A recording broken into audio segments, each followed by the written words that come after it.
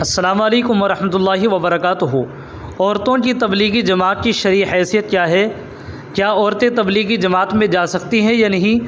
یہ ایک ایسا سوال ہے جو بہت زیادہ پوچھا جاتا ہے اور اکثر لوگ اس سے ناواقف ہے، اکثر لوگوں کو اس کے بارے میں معلوم نہیں ہے۔ آئیے ہم آپ حضرات کے سامنے دو فتوے پیش کرتے ہیں۔ ایک فتویٰ تو دارالعلوم دیوبند کا ہے اور دوسرا فتویٰ کراچی کا ہے۔ سب سے پہلے میں آپ کے سامنے کراچی کا فتویٰ سوال اور جواب کی روشنی میں پڑھ کر کے سناتا ہوں۔ بس آپ سب سے گزارش ہے آپ ویڈیو کو آخر تک دیکھیے گا۔ جب آپ آخر تک ویڈیو کو دیکھیں گے تو آپ کے سمجھ میں بہت اچھے سے آ جائے گا، اور چینل پر اگر نئے ہیں سبسکرائب بھی نہیں کیا تو سبسکرائب بھی ضرور کیجیے گا۔ ایک سوال یہ ہوتا ہے، میری نظر کے سامنے دارالعلوم دیوبند کا فتویٰ ہے جس میں انہوں نے مستورات کی جماعت کو ناجائز کہا ہے۔ میرے دماغ میں اس دن سے یہ سوال چل رہا ہے کہ اگر خیر القرون میں عورتیں سفر نہیں کرتی تھیں اور جماعتوں میں نہیں جاتی تھیں تو خیر القرون میں تو عورتوں کے مدارس بھی نہیں تھے۔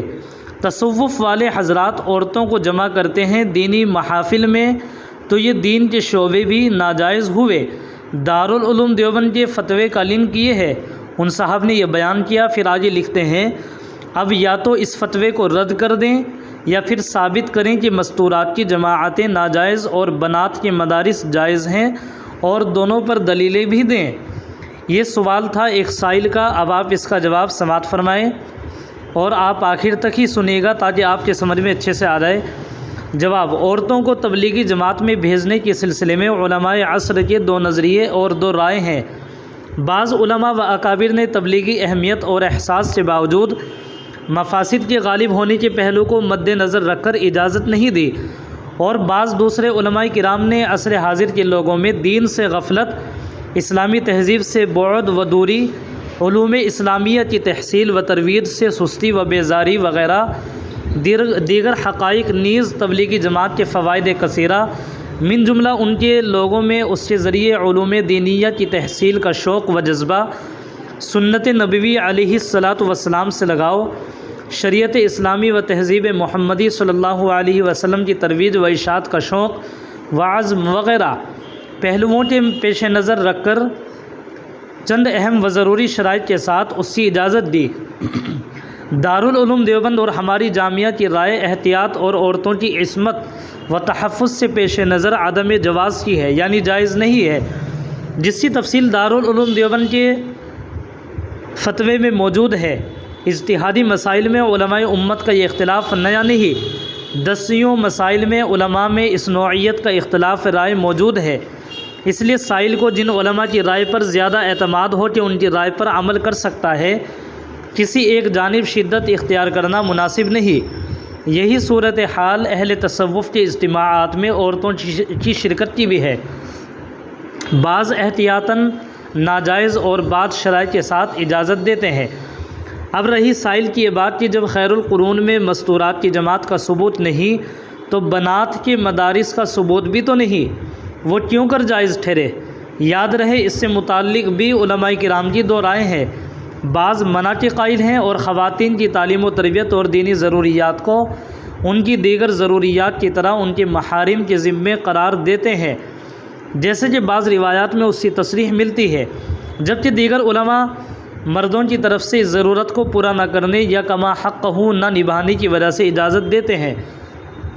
اور قرون اولیٰ میں اس کا ثبوت نہ ہونے کا جواب مفتی اعظم ہند مفتی کفایت اللہ صاحب رحمۃ اللہ علیہ نے کفایت المفتی میں دیا ہے۔ اسی کے نقل پر اکتفا کیا جاتا ہے۔ حضرت مفتی صاحب رقم اعتراض ہیں، زنانہ مدارس کی تشکیل اگر قرون اولیٰ میں نہیں تھی تو کوئی حرج نہیں، کیونکہ لڑکوں کے اسکول اور مدرسے بھی ماضی میں نہ تھے، پھر بھی امت محمدیہ کے تمام علماء اس کے جواز سے قائل ہیں اور مردانہ مدارس میں پڑھاتے چلے آ رہے ہیں۔ فرائض اسلامیہ اور واجبات شرعیہ خواہ عبارت سے ہوں خواہ معاملات میں سے ان کی تعلیم فرض ہے، اور علوم مستحبہ مثلاً صلحاء و علماء کے تذکرے اور عبرت آموز تاریخی روایات اور اخلاقیات وغیرہ کی تعلیم مستحب ہے، اور فنون کی تعلیم مباح ہے۔ بنات کے مدارس کے بارے میں ہماری رائے یہی ہے کہ اپنے شہر علاقے کی ہی کسی مستند و محفوظ تعلیم گاہ میں 70 سطر، پردے اور دیگر شرعی احکام کی مکمل پابندی کے ساتھ ضروری دینی تعلیم حاصل کی جائے۔ امید ہے اس تفصیل سے سائل کا ذہن صاف ہو گیا ہوگا۔ اللہ پاک ہمیں راہ حق کی رہنمائی عطا فرمائے، آمین۔ دارالافتاء جامعہ علوم اسلامیہ، علامہ محمد یوسف بنوری، ٹاؤن۔ اس کے بعد سامعین کرام، آپ دارالعلوم دیوبند کا فتویٰ بھی سماعت فرمائے۔ دارالعلوم دیوبند نے بھی بہت شاندار طریقے سے حوالے کے ساتھ بڑے بڑے فقہا کا حوالہ دے کر کے فتوے کے جواز اور عدم جواز کے بارے میں اپنی رائے دی ہے۔ سوال کرنے والے سوال کرتے ہیں، کیا محرم عورتوں کا تبلیغ میں جانا محرم مردوں کے ساتھ ٹھیک ہے؟ یہ سوال ہے۔ اب اس کا جواب دیتے ہیں۔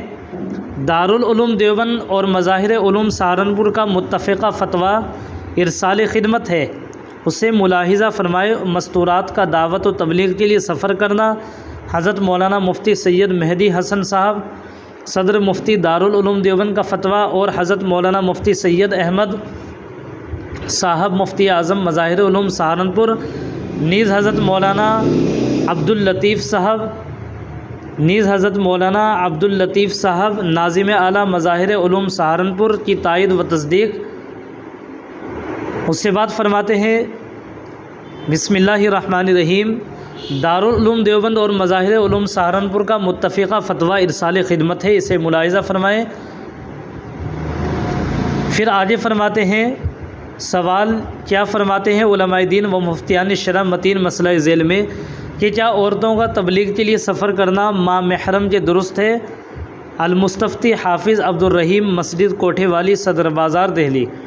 فرماتے ہیں، بسم اللہ الرحمن الرحیم۔ الجواب، حضرت صلی اللہ علیہ وسلم اور صحابہ کرام رضی اللہ عنہم اور تابعین رحمہم اللہ کے زمانے میں تبلیغ کے لیے عورتیں سفر نہ کرتی تھیں، اور نہ آپ صلی اللہ علیہ وسلم اور نہ صحابہ نے تبلیغ کے لیے عورتوں کو سفر کرنے کا حکم فرمایا، نہ خود تبلیغ کے لیے سفر میں روانہ کیا۔ اس عمل سے ثابت ہے کہ عورتوں کو تبلیغ کے لیے سفر کرنا جائز نہیں۔ خیر القرون کے زمانے میں اگر کسی عورت کو کسی مسئلے کی ضرورت ہوتی تھی تو حضرت صلی اللہ علیہ وسلم یا ازواج مطہرات یا صحابہ کی بیویوں سے آ کر دریافت کر لیتی تھی۔ تبلیغ مردوں کے ذمے اس زمانے میں مقرر تھی۔ اسی طریقے سے سامعین کرام فرماتے ہیں، اور عورتیں پردے کے ذریعے سے احکام کو معلوم کر کے دین کی باتیں سیکھتی تھیں۔ مردوں کا کام یہ تھا کہ وہ اپنی عورتوں کو دین سے واقف کرائیں۔ حضرت صلی اللہ علیہ وسلم اور صحابہ کرام تبلیغ کے لیے سفر کرتے تھے، جہاد میں جاتے تھے، لیکن عام طور پر سب عورتوں کو اپنے ساتھ نہ لے جاتے تھے۔